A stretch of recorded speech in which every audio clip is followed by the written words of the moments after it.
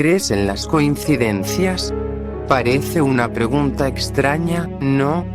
Yo tampoco lo he considerado mucho hasta ahora. Hay varias cosas que debo explicar. Ayer se cumplió un año desde que mi hija desapareció. Nunca hubo ninguna nota para el rescate, no se descubrieron los restos y ni siquiera hubo una pizca de evidencia para respaldar las teorías estándares de secuestro u otro acto criminal. Aparte de su ausencia misma, toda la situación se veía impresionantemente limpia. A solo 14 años de edad, había desaparecido sin dejar rastro. Su nombre era Emily. Ahora puedo utilizar ese funesto era con seguridad. Es una bendición agria, una que acarrea un costo enorme para todos nosotros. Cuando Emily desapareció, nos dejó a todos en un estado de ansiedad perpetua. El limbo monstruoso de la incertidumbre.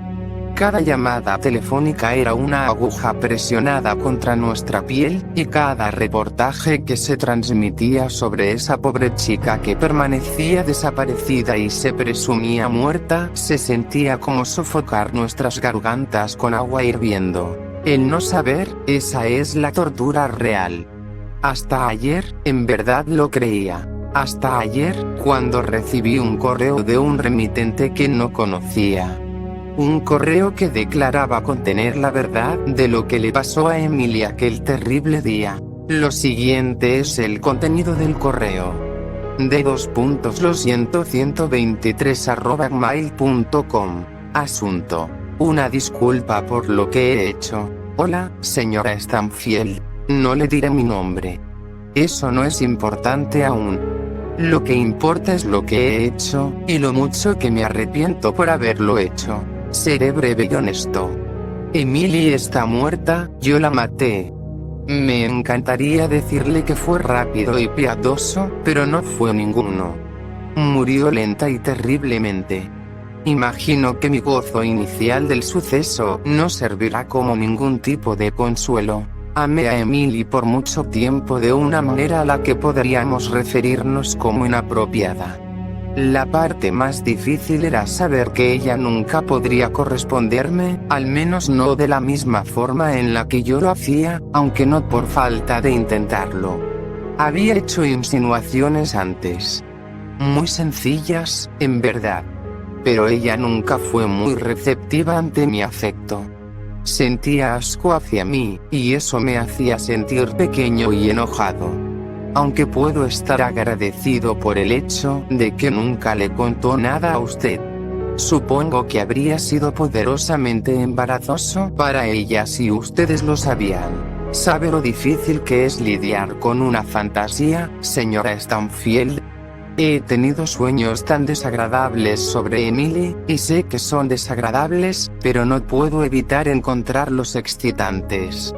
Me he preguntado muchas veces a lo largo del último año si fue la fealdad del asunto lo que lo hacía tan apasionante. Cuando lo único que tienes es una fantasía que consideras como inalcanzable, pasas mucho tiempo afinándola, como un escultor tallando una estatua, esperando hallar la perfección escondida en el granito. No importa cuántas veces aflojes las válvulas secretamente con tus manos, eso solo apagará la fantasía, pero no la destruirá. No la puede destruir. Solo obtiene otro componente. Quizás son otros 15 minutos de tortura, otro grito. Quizá es una herramienta diferente que se añade a la caja. Para cuando la fantasía ha llegado a su punto de ebullición, es muy compleja como para ser satisfactoria si solo se mantiene en la forma de un juego de pensamientos. Tienes que convertirla en carne. Cálida y gratificante carne. Y lo hice, señora Stanfield, en verdad lo hice. Debo ser honesto, no fue tanto sobre querer vivir la fantasía. Fue sobre querer saber si tenía en mí la voluntad de llevarla a cabo.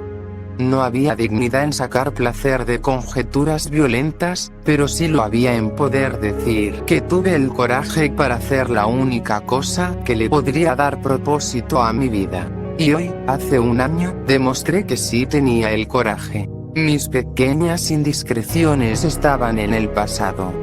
Fui paciente, como un cocodrilo, y jugué el juego largo. Hice que Emily confiara en mí de nuevo con el paso del tiempo. Dejé que se sintiera cómoda cerca de mí, que bajara su guardia. Iba caminando hacia la escuela cuando al fin tomé la oportunidad para hacer mi jugada. Había seleccionado de antemano una cabaña malgastada en el bosque. Preparé unos grilletes e incluso encendí unas cuantas velas para efectos románticos. Aunque admito que más para mí que para ella. Emily estaba ansiosa al comienzo, pero logré convencerla a que visitara la pequeña cabaña conmigo. Detrás de nosotros, la puerta ya había sido cerrada con seguro antes de que ella viera la pistola que yo sostenía. Pero cuando lo hizo, se portó bien y no gritó. Debo decir que estaba un poco decepcionado por eso. No soy un pornógrafo, así que no seré atroz con los detalles de lo que hice. Estoy consciente de que fue perverso, pero poco importa el viento cuando eres un huracán. Toda mi vida fue perversión, oculta y encerrada. Emily fue el canal de esa perversión. Una parte de mí piensa que solo llegué a amarla porque era conveniente, porque era accesible. Usé un martillo, un cuchillo, un par de pinzas y un taladro mecánico. Fue más desordenado de lo que esperaba. Tanta sangre, y tanto de lo demás. En total, pasaron horas hasta que al fin murió, lo cual admiro, pues nunca me dejó divertirme. Emily fue una chica fuerte. Debería estar orgullosa de ella, señora Stanfield. Para resguardar mi propio orgullo, me gustaría decir que no la violé antes de que muriera. No me pude forzar a cruzar esa barrera, sabiendo que sus ojos estarían en mí mientras sucedía. Ese pensamiento me disgustaba. Murió, hasta donde sé, virgen. Una vez que había terminado con ella por completo, y la euforía de todo ya había pasado, surgió en mí la realización de lo terrible que fue eso que hice. Mi placer se tornó en repugnancia, y toda la dulzura que estaba dentro de mí mientras la mataba se sintió amarga. Me di cuenta de que no estaba destinado a ser un asesino, que eso no encajaba conmigo. Que, más allá del placer temporal del acto, el pensamiento de tomar la vida de alguien me indignaba. Fui un soñador que cometió un terrible pero terrible error, uno que le costó la vida a una joven prometedora. Si había un plan mayor del que todos somos parte, podía sentir que lo que yo había hecho fue un desvío de la ley natural. Estaba decepcionado por mis acciones, y de mí mismo. Ese pequeño experimento me había reventado en la cara por completo. No tenía la habilidad para sobrellevarlo. Una vez que había superado la ola inicial de miedo y pánico, corté el cuerpo de Emily en pedazos pequeños que eran fáciles de cargar. Tomé todos los pedazos, envueltos en tela, y los quemé en el bosque utilizando combustible. Luego de eso, enterré el lote de huesos achicharrados y cenizas, deseando que pudiese simplemente olvidarme de todo. Matar a Emily y hacer las cosas que le hice a su cuerpo no fueron actos de coraje. He comprendido esto a lo largo del último año. Fueron actos de obsesión y cobardía, de una persona que no es lo suficientemente fuerte como para superar sus impulsos más oscuros. He estado invadido por la culpa, envuelto en recordatorios de la vida que he tomado y que nunca podré devolver. Es por eso que he decidido hacerlo más cortés, e informarle que tomaré otra vida. La mía. Lo único que podré llegar a ser es un peligro para las personas que me rodean, una bomba de tiempo destinada a estallar y herir a otro inocente. Lo único altruista para una persona en mi posición es removerse a sí misma del problema. Lo siento por lo que le hice a Emily. No espero que me perdone, ni tampoco creo que lo merecería. Solo espero que esto le dé algún tipo de cierre y que le permita seguir adelante. Mis más sinceras disculpas. Tras leer el correo, lloré por horas. Esta reacción violenta no fue porque hubiese sido contactada por el asesino de mi hija, sino porque sentía que alguien le estaba jugando a mi familia una broma horrorosa luego de todo por lo que habíamos pasado. Y en el aniversario de la desaparición de Emily, para colmo, no se lo mostré a mi esposo o a mi hijo. Cargué con la cruz por mi propia cuenta y vestí un rostro valiente para ellos, sabiendo que el aniversario era duro para todos. No dejaría que el monstruo al otro lado de ese correo destruyera a mi familia. Pero esta mañana escuché un disparo sonoro desde la habitación de Joseph, mi hijo. Para cuando mi esposo y yo forzamos la puerta, era muy tarde. De alguna forma, había conseguido un arma y se disparó en la frente. Así que, con esto en mente, te lo preguntaré de nuevo. ¿Crees en las coincidencias? Empecé a arroparlo en su cama, y me dijo: papi, fíjate debajo de la cama, por si hay monstruos. Lo hice para complacerlo, y bajo la cama lo vi a él, otro él, mirándome fijo temblando y me dijo: papi, hay alguien más en mi cama.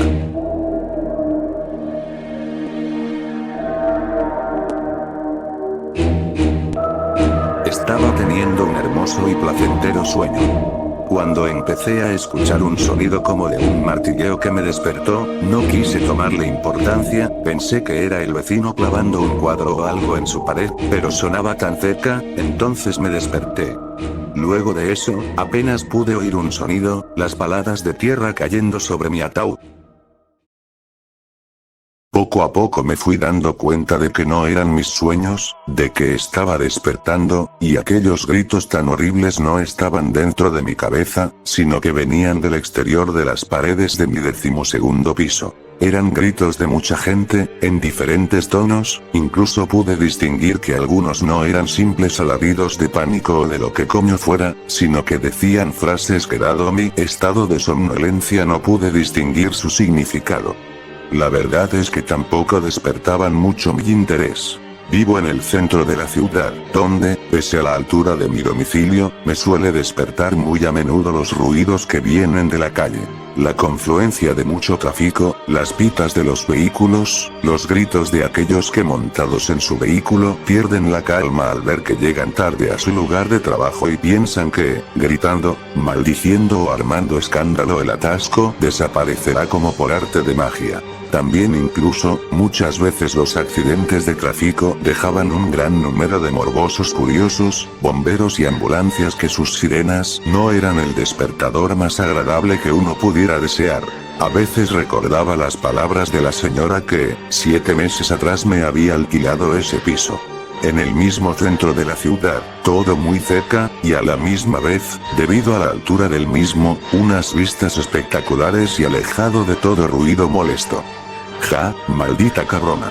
Sin duda una buena vendedora. Todavía, en mi estado de semi-inconsciencia, pero ya sin poder dormir del todo, me di cuenta que esta mañana el escándalo que venía de la calle era algo diferente al del resto de los días. Algo tenía, aunque no era capaz de descifrar muy bien el que era. Más escándalo que otras veces, los gritos tenían una profundidad especial, un sonido algo distinto, como, no sé, de mayor desesperación podría decir, no eran continuos. ¿Alguna manifestación quizás? Si era eso, una manifestación, esta estaba siendo duramente reprimida por la policía, de ahí esos gritos tan desesperados. No lo sé. No me terminaba de convencer ese motivo, un accidente de tráfico múltiple. Ni idea. Sea lo que sea, no me iba a levantar de la cama para comprobarlo y joder así mi maravillosa y habitual resaca de los domingos. Si es algo importante ya me enteraría al mediodía en el telediario. Por cierto, ¿qué hora es? Da igual, aunque el calor me hacía presentir que sería ya el mediodía. Demasiado calor. Otra incomodidad más, y otra rareza. Estamos en febrero, no suele haber este calor. Hoy parece que se me había juntado todo con la idea de no dejarme dormir. Se escuchan sirenas a lo lejos. La cosa parece ser importante. Da igual, que no me levanto. Puto piso céntrico y puta vendedora. Me pregunto si las personas que viven en los barrios de las afueras tienen los mismos problemas acústicos. Ya, pese a que sigo en la cama con los ojos cerrados, luchando contra mí mismo y las condiciones adversas contra cualquier persona que estuviera intentando dormir por los alrededores, intento afinar el oído para ver si alguna frase, algún grito desde abajo me desvela el motivo de tanto escándalo caótico. Al intentar potenciar mi sentido del oído, parece ser que he potenciado también sin darme cuenta el olfato. Una nueva peculiaridad se une al resto para no dejarme dormir. Un olor fuerte, profundo, se cuela por mi ventana. Seguramente se llevara colando toda la mañana, pero mi estado de somnolencia, que ahora mismo ya no era tal, había evitado que lo sintiera con tanta nitidez como lo estaba sintiendo ahora. Era un olor bastante desagradable. Asqueroso se podría denominar. Demasiado fuerte. Olía como a quemado, pero no un olor a quemado normal, a papel quemado, o a madera, no. No sabría decir a qué era exactamente. Lo que sí está claro es que yo recuerde, nunca había sentido un olor a quemado tan horrible y profundo. Sentía no solo que lo olía a través de los orificios de mi nariz, sino como si dicho olor entrara en mi cuerpo por todos los poros del mismo. ¡Qué asco! Joder, ahora había una razón algo más importante para levantarme. Ese pestazo iba a dejar mal oliendo toda mi casa. Y tenía la pinta que no salía fácilmente. Tendría que levantarme a cerrar la ventana. Dios, maldita mañana. Me estaba poniendo de muy mal humor. Entre el calor bochornoso, el escándalo callejero, y ahora ese olor a quemado tan profundo era el caldo de cultivo ideal para que, unido a mi resaca, tenga un sentimiento de rabia e impotencia que me desbordaba. Me cago en su puta madre. Grité, mientras le daba un puñetazo a mi cama. La propia impotencia y cabezonería me seguía reteniendo en la cama, aunque ya no sabía si era contra mi propia voluntad. ¿Pero qué coño es eso? De la calle venía un sonido que, pese a no haberlo escuchado nunca más que en películas, creía distinguir de cualquier otro sonido perfectamente. Eran disparos. Disparos de armas de fuego.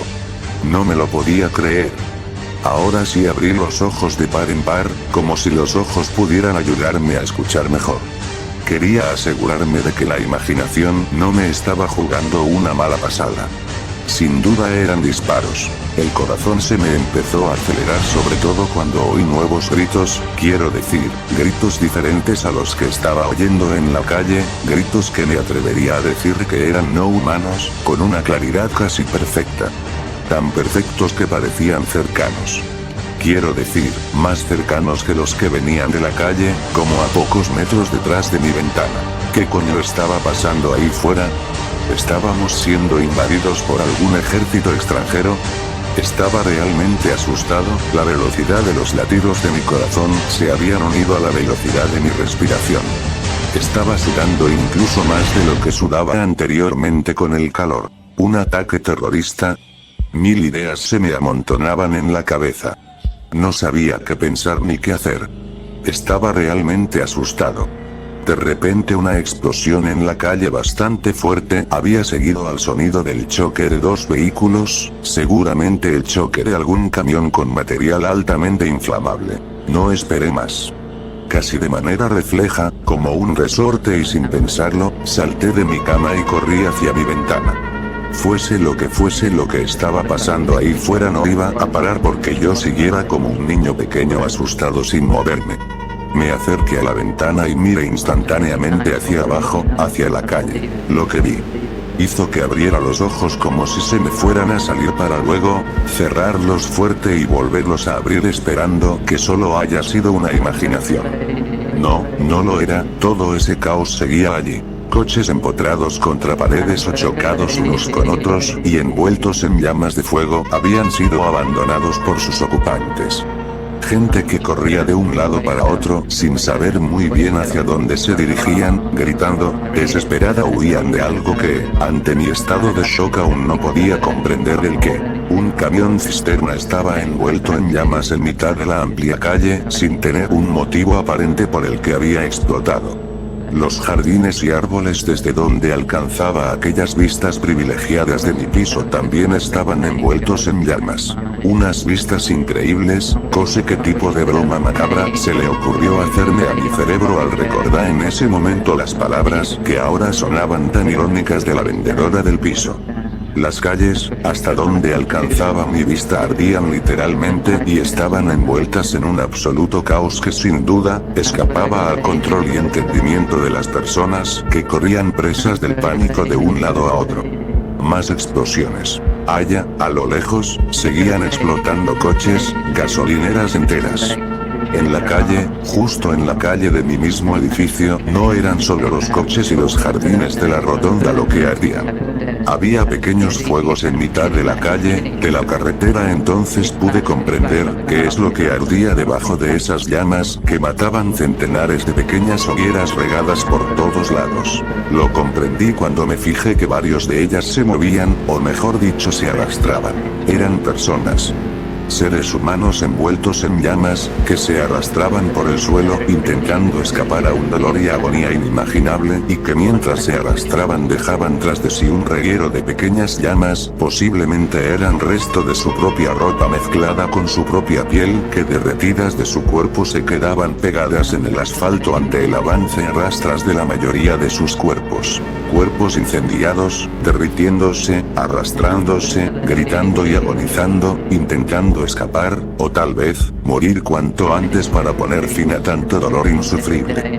Algunos de estos cuerpos ya estaban inertes, y otros, se quedaban inertes al pasar sobre ellos de manera involuntaria algún vehículo que se tropezaban en su camino en su loca huida hacia la nada.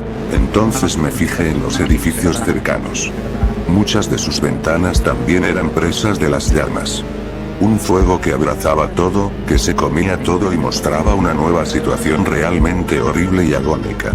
De algunas de las ventanas de las que salía ese fuego y espeso humo negro, muchas personas se tiraban al vacío, algunos por no morir asfixiados, otros por no morir presas de las llamas como estaban contemplando sus ojos que sucedía en la calle, y otros ya, víctimas del fuego, se lanzaban envueltos en llamas al vacío, como si de antorchas humanas se tratara. No sé qué era más horrible, si el verlos saltar desesperadamente al vacío, o el sonido de sus cuerpos al estrellarse contra el suelo. En ese momento no pude ni pararme a pensar si yo en su lugar, preferiría sentir como mi piel la devora las llamas y antes de morir puedo ver cómo esta misma piel se despega de mi cuerpo derretida mientras el dolor me come vivo, o tirarme al vacío y sentir como mis huesos y cráneo impactan contra el suelo. Todo esto pasaba muy rápido. Me mantenía inamovible, sin saber muy bien si lo que estaba viendo era un sueño o qué coño era. El terror absoluto me tenía paralizado. No reaccionaba, no era dueño de mí. Ni siquiera podía gritar. Veía como coches de bomberos circulaban sin rumbo en mitad de las carreteras, hacia estrellarse contra algún edificio o otro vehículo. Ahora comprendía de qué era ese olor a quemado tan nauseabundo que nunca antes en mi vida, afortunadamente, había sentido. Era el olor a piel humana quemada. Era el olor a personas ardiendo, descomponiéndose vivo. Era, me atrevería a decir, el olor del propio infierno. Al ver lo que estaba pasando en el resto de edificios, recobré un poco de sentido común y recordé que yo también estaba en lo alto de un edificio. Miré las ventanas de los pisos más inferiores al mío para comprobar lo que era una evidencia. Las viviendas de mi bloque no eran ajenas al resto. También muchas ventanas ardían y mis vecinos corrían la misma suerte que el resto de personas que el infierno les había sorprendido en su dulce hogar. Incluso, por un segundo me pareció ver a Marta, mi joven vecina del piso de abajo, lanzar al vacío primero a su bebé de 4 meses para detrás, lanzarse ella. Estaba en demasiado estado de shock como para confirmar darme cuenta a ciencia cierta de lo que pasaba a mi alrededor. Ahora también comprendía aquel calor tan fuera de época que me incomodaba en la cama. Las llamas de varios pisos cerca del mío hacía que yo estuviera durmiendo dentro de un microondas. Lo más doloroso era pensar que ese calor me lo estaban dando los cuerpos ardiendo de mis vecinos, entre ellos muchos niños o personas mayores. Volví la vista a la calle, a las aceras y carreteras, a aquellas calles que solo unas horas atrás estaban en absoluto silencio y tranquilidad, cuando yo volvía por ellas, aún de noche, después de una buena juerga. Ahora, simplemente parecían otro mundo. En este nuevo reconocimiento visual de las calles, me di cuenta que también habían vehículos militares detenidos, desde donde algunos soldados salían huyendo víctimas del miedo y la pérdida de la cordura y otros, descargaban la munición de sus armas al aire, al cielo, antes de que algunos de sus vehículos también salieran por los aires como si de papel se tratara, víctimas de llamas y bolas de fuego que venían desde el cielo. Entonces, de manera mecánica, mi cabeza se elevó al cielo para ver de dónde procedía tanto terror, y fue entonces cuando mi mirada se tropezó con el mayor y más surrealista de los horrores que hasta ahora había contemplado. Delante de ese cielo gris y oscuro, a lo largo y ancho del mismo, una especie de reptiles gigantes, negros y alados vomitaban toda su ira contra la humanidad. Reptiles de unos 15 metros de longitud, quizás algún metro más, completamente negros, cuyas escamas brillaban ante el reflejo de una nueva ráfaga de llamas que salían de sus fauces abiertas en dirección a las calles. Sus ojos reflejaban el mismo mal, el mismo demonio, inyectados en un color anaranjado fuego o quizás rojos, que llamaban poderosamente la atención y más ante el contraste de sus oscuras pieles, y que eran capaz de con solo sus miradas, hacer que el miedo te paralizara absolutamente. Pese a su gran tamaño, se movía con extrema velocidad y agilidad en los cielos, como si de peces en el agua se tratara. Algunos descendían un poco pareciendo disfrutar del infierno de su creación para ver más de cerca tal infierno, o quizás para hacer más acertados los impactos de sus bolas de fuego. Estaban por todo el cielo, allá a lo lejos también se veían, dominando el cielo y la tierra, y en todas partes sus acciones parecían ser las mismas. Ninguno estaba en el suelo o posado en ningún edificio, aunque, por sus afiladas y grañidísimas garras seguro que podían hacerlo sin problemas, ocasionando los mismos más destrozos desde la tierra como en el cielo. Parecían disfrutar burlándose de lo inofensivas que eran las armas de fuego con las cuales los insignificantes humanos les intentaban hacer frente sin, lógicamente, resultado alguno. Los oí gritar. Ese grito se me metió por los oídos, por la cabeza, por todo el cuerpo y me hizo temblar. Se me quedó grabado repetidamente en mi cerebro. Poco menos que me sangraron los oídos ante los gritos de esos reptiles alados, dispuestos a hacer de la tierra un auténtico infierno. No me lo podía creer. No lo podía entender. No podía reaccionar. No sabía a dónde mirar o qué hacer. No sentía mi cuerpo. Parecía como si la sangre dentro de mí se hubiera detenido presa del pánico y se negara a circular con normalidad. Sin duda ninguna, este era el fin de la humanidad, el fin del mundo tal cual lo conocemos, el apocalipsis como lo llamarían algunos. La gente agonizaba. Pronto todo habría acabado para nosotros, los insignificantes humanos. Cuando estaba envuelto en ese tipo de pensamientos, nuevamente el grito de una de aquellas bestias me hizo volver en sí y dirigir mi mirada hacia el frente, de donde provenía ese diabólico sonido. Uno de esos monstruos se dirigía hacia mí, estando ya a pocos metros, pero no sin antes lanzar una bola de fuego hacia la ventana en la que me encontraba. Lo último que sentí es que todo se volvía muy luminoso, de color naranja, y un calor inmenso, infinito me abrazaba todos y cada uno de los centímetros de mi piel, para luego sentir cómo caía al vacío.